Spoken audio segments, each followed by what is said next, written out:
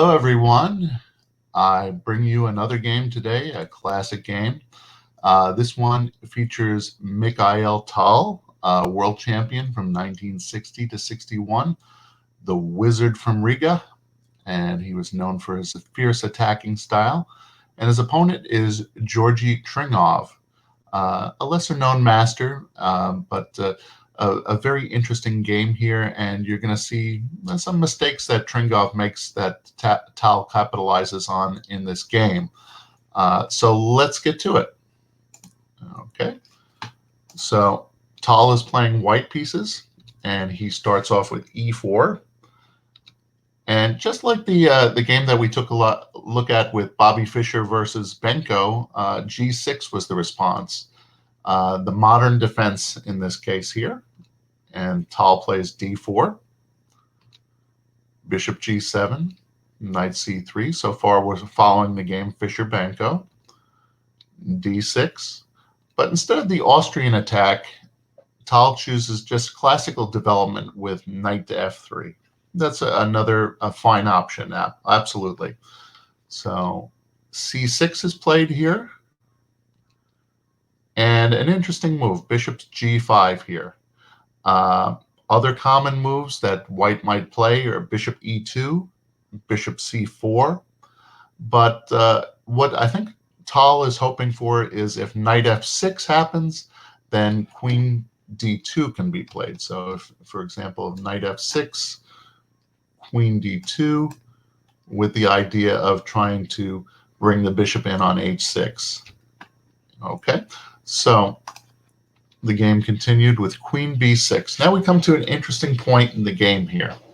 Okay, notice already Tal has 3 pieces developed. Black has the bishop that's fianchettoed, and now he plays queen b6, creating a threat on the b pawn. Okay, so how does white respond to that? So this is an important decision that Tal needs to make here. Do we play, well, do we play rook b1? Something kind of wrong with that. It doesn't really appear to be the best move there because rooks don't belong behind b pawns like that. It's better off that they're on open files or half open files or towards the center where they can support a pawn break where maybe one of those files could be opened. But it seems like its prospects on b1 are not quite as good. Okay, so what else? What if white plays knight a4? Okay, it seems like a reasonable move. It protects the pawn, it attacks the queen. However, black has this check here, queen a5. And white has nothing better than to play knight back to c3. Should white play a typical idea of c3, okay, which now the queen is protecting the knight and the pawn blocks the check, black does have this move b5 in this case. And where's the knight to go? So the knight is lacking any retreat squares and it'll be lost. Okay, so that move knight a4 doesn't quite work. And so let's consider other options here. Okay, queen c1 does not quite work too because we have pressure of 2 pieces attacking the d pawn. Okay, and this move b3. B3 is an interesting move itself, but I'm not so sure because after bishop g4, white is able to, black has pressure on the knight on f3, which is the defender of the d pawn here. Black is doing absolutely fine in this position here. Not only that, but it just seems somewhat wrong to open up this diagonal. And white could get into a little bit of a pickle there. So, okay. So Tal had considered this, and the move that he chose was queen to d2. Okay, he decided, well, I'm not going to protect this pawn after all. I'm just going to let black take it. Black did. So queen takes b2. And The good thing about queen d2 is it is already protecting our knight on c3. So after queen takes b2, we have rook b1, where the rook is defended by the knight. And black goes to a3 with the queen. And then the game continues with bishop c4. So let's take a moment and pause and just take stock in the position here. The knights are developed for white. The bishops are developed. The rook is enjoying a half-open file. The queen is developed and it's supporting its pieces. And white's able to castle upon the next move here. Black has the bishop developed and just the queen out. So was it worth the investment of one pawn for the position that we have? Well, I think it definitely is worthwhile. Black plays queen a5. Okay, so let's take a look at a moment for the black queen. Initially came out to b6, took the pawn on b2, went to a3, and now to a5. So 4 moves the queen has invested in this journey just to snatch the pawn on b2. And meanwhile, all the other pieces are kind of sitting at home, and the black king is stuck in the center. So not a worthwhile series of moves by the queen here. Okay. Next up, white castles. Very good. And black plays e6 here. Move e6, presumably to blunt the edge of the bishop, which is aiming towards f7. Okay. And white, just in very classical fashion, just keeps developing. Black still only has his queen out and bishop developed and is woefully behind in development here.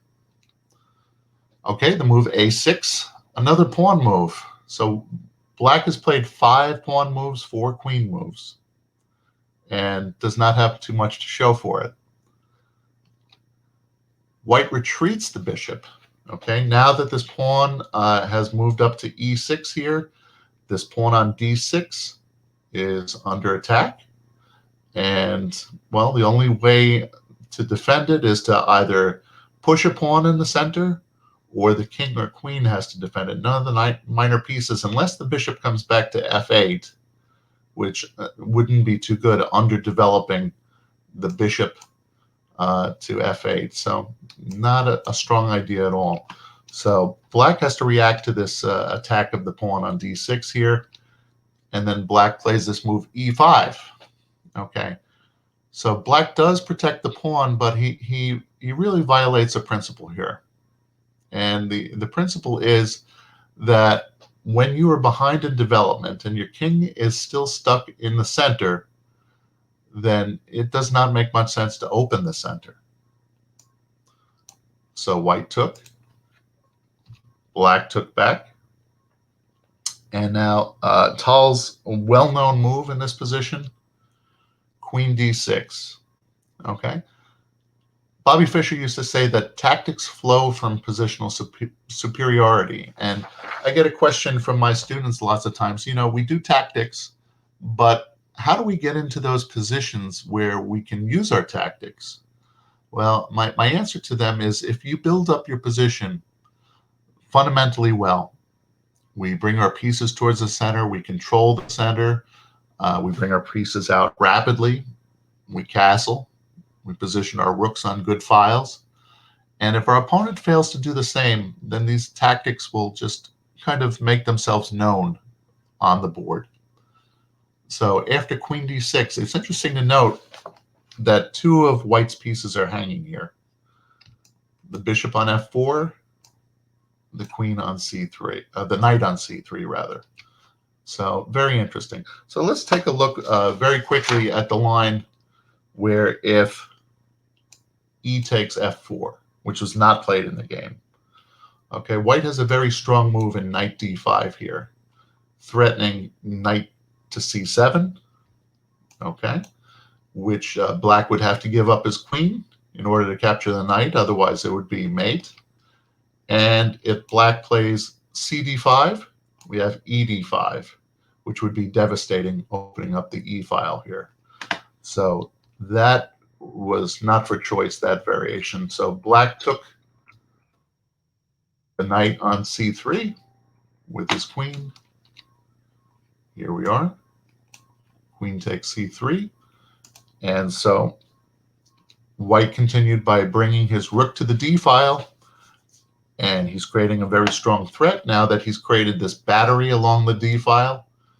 The threat of queen d8 mate looms large.